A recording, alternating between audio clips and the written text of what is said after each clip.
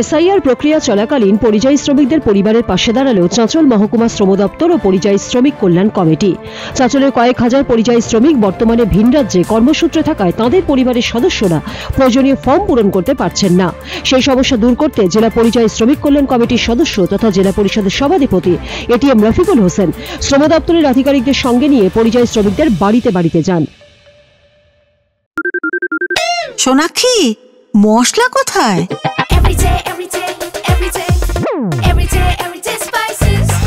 Everyday মশলা, দেশের স্বাদ।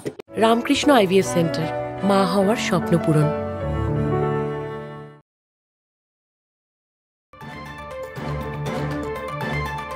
সঙ্গে ছিলেন চাঁচল ১ নম্বর ব্লক শ্রম দপ্তরের ইন্সপেক্টর অরিত্র দাস, মালদা জেলা পরিষদের সহকারী সভাধিপতি তথা জেলা পরিযায়ী শ্রমিক কল্যাণ দপ্তরের সদস্য এটিএম রফিকুল হোসেন জানান, পরিযায়ী শ্রমিকদের পরিবারে যাতে কেউ ফর্ম ফিল আপ থেকে বঞ্চিত না হন সে কারণেই এই উদ্যোগ নেওয়া হয়েছে।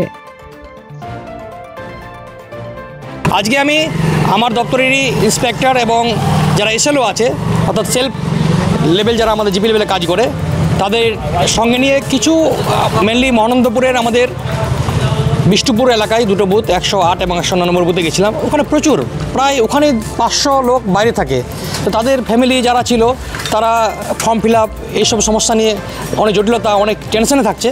তো আমি গেছিলাম সকালেই এবং সেখানে ওনাদের নিয়ে কিছু স্যাম্পল ফর্ম ফিল আপ করে দেখালাম এবং তাদেরকে একটাই বার্তা দিলাম যে আমাদের মুখ্যমন্ত্রী যে বলেছেন যে আমাদের কোনো ভোটার যেন বাদ না যায়, তাদের কি সমস্যা আছে, কোন জায়গাটাতে সমস্যা হচ্ছে সেগুলো আমরা জানলাম। সামসি থেকে মুর্তুজা আলমের রিপোর্ট, উত্তরবঙ্গ সংবাদ।